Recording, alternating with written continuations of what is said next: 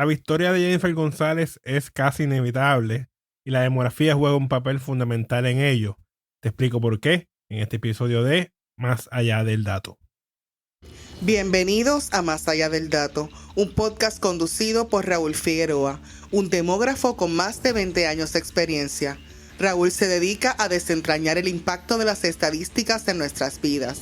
En este espacio ofrecerá herramientas a profesionales y curiosos para que los datos cobren vida y relevancia en nuestras comunidades. Acompáñalo en esta travesía enriquecedora y descubre cómo los datos pueden ser un motor de cambio. Bienvenidos. Saludos, estoy de vuelta una vez más en este mundo de los podcasts. Para quienes no me conozcan, soy el demógrafo Raúl Figueroa y anteriormente tenía un podcast llamado Mirada Demográfica que se enfocaba principalmente en noticias sobre temas demográficos en Puerto Rico y otras partes del mundo. Sin embargo, como escuchaste en esta introducción, este nuevo podcast presenta un concepto un poco diferente, con un enfoque más educativo, que considero pues será de mucha utilidad tanto para estudiantes como para profesionales de la demografía o personas que trabajan sobre todo con datos o que quieren tomar decisiones con datos. Así que yo creo que este podcast va a ser de mucha utilidad para todos ustedes. Además, pues también será de mucha utilidad para todas esas personas pues, que están interesados en lo que está pasando en la demografía en otras partes del mundo, porque sí voy a seguir hablando de ese tipo de cosas de vez en cuando, pero no va a ser el enfoque principal del podcast. Así que va a haber un poquito para todo el mundo, pero va a ser más el concepto más educativo. Así que yo espero que sea de mucho provecho para todos ustedes. Y si quieres entonces escuchar los episodios del podcast anterior, o sea, de Mirada Demográfica, pues puedes visitar la página de YouTube de Mirada Demográfica o usar, ¿verdad?, YouTube Music para acceder a todos los episodios. Esas son las formas de que puedes ver o escuchar los episodios anteriores. A solo una semana de las elecciones, me gustaría abordar un tema que es muy interesante y que es vital para el futuro de Puerto Rico. Y es la participación política de los jóvenes y la razón por la cual los partidos tradicionales siguen teniendo un papel dominante en el panorama político de Puerto Rico. Recientemente, pues, he estado revisando informes y videos sobre el tema de la demografía y la política. Y esto me ha puesto un poco a reflexionar sobre la realidad de Puerto Rico, lo que está pasando en Puerto Rico, donde no tenemos tanta información o estudios como en Estados Unidos o en Europa sobre este tema.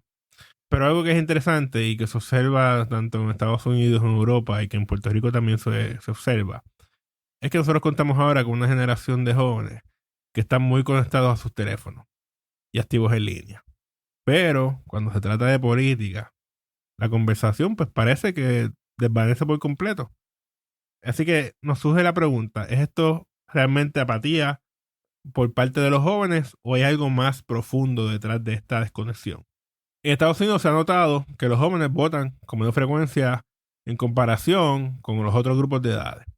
Y esto ocurre tanto en las elecciones presidenciales como en las elecciones de medio término.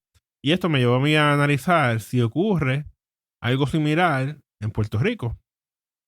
Entonces yo he estado viendo los datos de las últimas dos elecciones generales en Puerto Rico y se observa realmente una tendencia bien parecida. La participación de los jóvenes en Puerto Rico es inferior a la del resto de la población. Por ejemplo, en el 2020 solamente el 47.4% de los votantes registrados que tenían entre 18 y 29 años pues participaron en la elección. O sea que menos de la mitad de ellos acudió a las urnas. Esto fue menor incluso que en las elecciones de 2016, donde el 49% de los jóvenes de esas edades fueron a votar.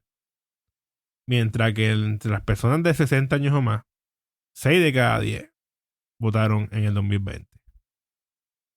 Estos números pues son aún un poco más inclusive relevantes si tomamos en cuenta que el registro electoral está inflado. El porcentaje real de participación, especialmente entre los mayores, probablemente sea mucho más alto, ya que el registro incluye muchas personas que han dejado Puerto Rico, o sea, que se mudaron a Estados Unidos. Y como ha sido reportado en noticias recientes, también hay personas que han fallecido y no los han sacado del registro. Así que debido a esa desigualdad en la participación electoral, esa es una de las principales razones por la cual los partidos tradicionales en Puerto Rico, específicamente el Partido Nuevo Progresista y el Partido Popular Democrático, pues han mantenido un dominio significativo en la política durante las últimas décadas. ¿Y a qué se debe esto? Pues principalmente a que son los partidos preferidos por las personas mayores, quienes superan ampliamente en número y en participación electoral a los jóvenes de nuestra isla. Son muchos más y también van más a votar. Estamos hablando de que en el 2016 votaron 19 personas de 60 años o más por cada 10 personas menores de 30 años que acudieron a votar en ese año 2016. En el 2020 la diferencia fue aún mayor, con 25 personas de 60 años o más que votaron por cada 10 personas menores de 30 años. Y para estas elecciones en 2024, lo que esperamos es que la brecha sea aún mayor, porque esa brecha entre la cantidad de personas de 60 años o más y los menores de 30 cada vez es más grande. Así que esperamos posiblemente que sea esa brecha aún mayor. Esta es la razón principal por la que aún con una alianza de dos partidos, poco pueden hacer para contrarrestar el dominio de los partidos tradicionales en los puestos principales, sobre todo, especialmente la gobernación y la comisaría residente.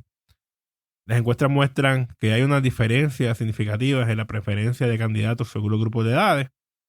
Estamos hablando de que las personas de mayor edad prefieren nuevamente a los partidos tradicionales y las personas más jóvenes prefieren entonces a los candidatos de esa alianza. Y eso es algo que ni Bad Bunny, gastando miles de dólares en anuncios, puede controlar, porque está realmente fuera del control de ellos. Ellos están apelando a un grupo que, aunque es sumamente importante, es mucho más pequeño. No apelan al grupo de personas mayores. Así que en ese sentido están en desventaja. Y para que entonces Jennifer González pierda, pues tendríamos que ver entonces una tasa de participación históricamente alta de jóvenes en estas elecciones. Y posiblemente eso ni siquiera sea suficiente. Posiblemente personas que sean del Partido Popular Democrático tendrían que votar por Juan Dalmau para que éste realmente tenga una buena oportunidad de ser gobernador de Puerto Rico. Y esto pues puede resultar frustrante para muchas personas, especialmente para los jóvenes, quienes perciben una realidad muy diferente a través de las redes sociales. Estas plataformas pueden generar la impresión de que los candidatos como por ejemplo Juan Dalmau están liderando, especialmente cuando se encuentran con resultados de encuestas informales que no reflejan la verdadera situación o la opinión de la mayoría de las personas. Y el problema es que existen demasiadas encuestas sin el rigor estadístico necesario, lo que provoca entonces una falsa sensación de esperanza entre los seguidores de estos partidos minoritarios. Durante el contenido que estaba revisando se destacó que en los Estados Unidos el 38% de los jóvenes no considera que sea relevante qué partido tiene el control del Congreso. Además, casi la mitad de los votantes jóvenes sienten que la identidad de quienes están en el poder no tiene un impacto real en sus vidas. Esta desconexión con el proceso político es preocupante y nos lleva a reflexionar entonces sobre la situación en Puerto Rico, que parece que hay algo similar a lo que estamos viendo en Estados Unidos y muchas partes de Europa. En nuestro contexto podemos plantearnos entonces las siguientes preguntas. ¿Cuántos jóvenes consideran que su voto tiene el poder de generar un cambio frente al dominio de los partidos tradicionales? Esa es la primera pregunta que hay que hacernos. También hay que preguntarnos cuántos de ellos sienten que realmente tienen voz en la forma en que se maneja nuestra isla. La sensación de impotencia, esa sensación que ellos tienen de que, mira, mi voto no importa. Eso representa un gran obstáculo que se observa no solamente en Puerto Rico, se observa en muchas partes del mundo. Y créanme, ese es un problema real para cualquier democracia, incluyendo la de Puerto Rico. Porque la participación de los jóvenes, independientemente por quién ellos vayan a votar, realmente es bien importante y es fundamental para el futuro de un país.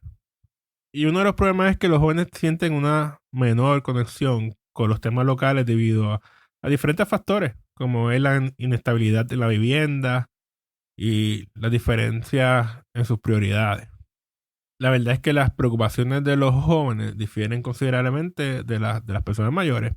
Los jóvenes hoy en día están más enfocados en asuntos globales, como es el cambio climático y la economía, en lugar de cuestiones locales como es el impuesto o el estado de las carreteras, por ejemplo.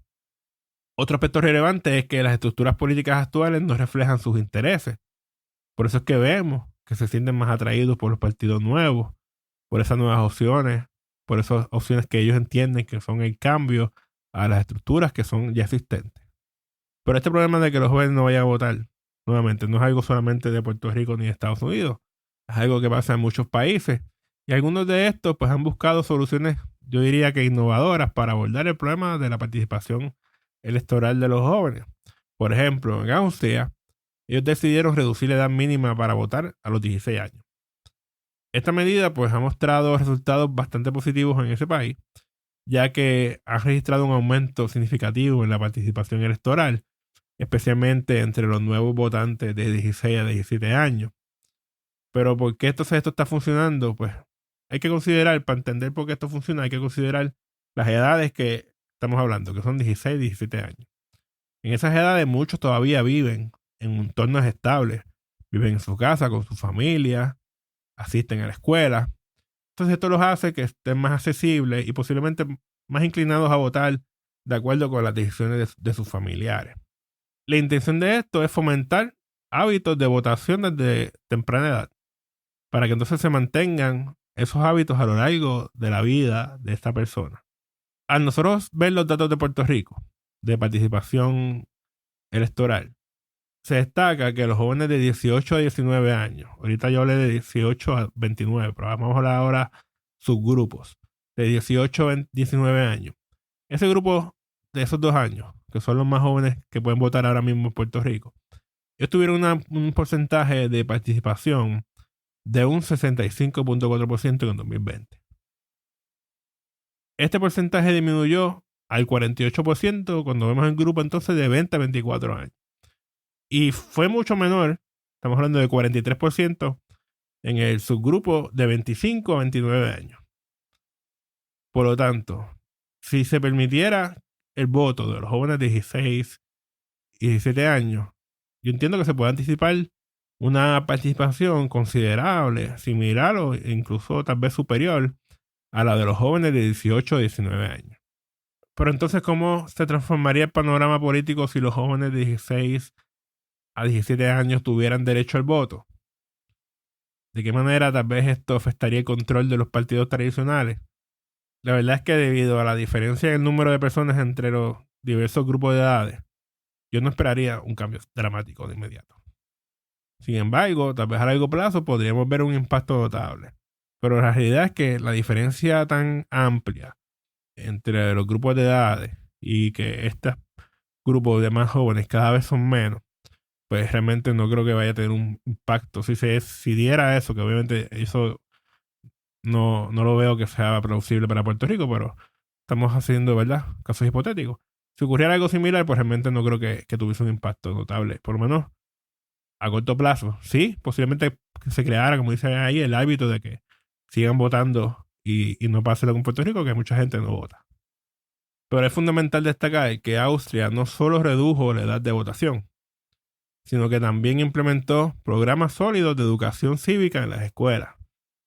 O sea, no se trata simplemente de decirle a los jóvenes que deben interesarse en las políticas, sino que enseñarles cómo funciona y cómo pueden involucrarse desde una edad temprana. Y esto nos lleva entonces a otro punto interesante de estas investigaciones que yo vi y leí en internet, que muestran que hay una conexión entre la participación de los jóvenes en diversas organizaciones, ya sean equipos deportivos, grupos de voluntariado u otras actividades, y una mayor probabilidad de que voten en el futuro. Así que viendo el caso de Puerto Rico, ¿cuántas organizaciones juveniles existen?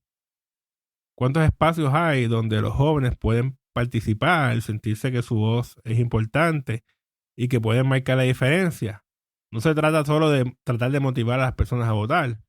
Es fundamental crear un ambiente donde la participación se sienta natural y que se sienta significativa, sobre todo para estos jóvenes.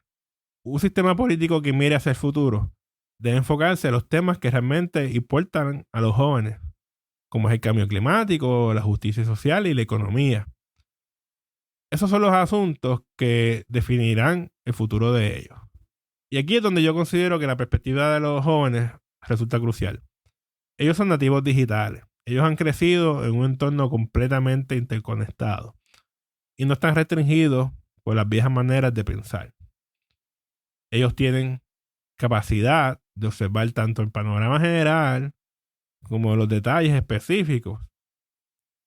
Ellos se han dado cuenta que el cambio climático no reconoce fronteras, por ejemplo, que la justicia social es una cuestión global. Y creo que es necesario adoptar ese tipo de mentalidad si queremos crear un país que sea capaz de enfrentar los grandes desafíos del siglo XXI. Y en Puerto Rico, esto podría implicar reconsiderar nuestra relación con los Estados Unidos. Este Estado libre asociado que tanto daño nos ha causado.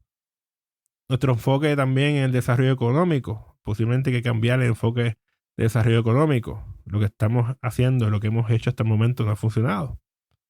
Y también nuestra manera de enfrentar los desastres naturales.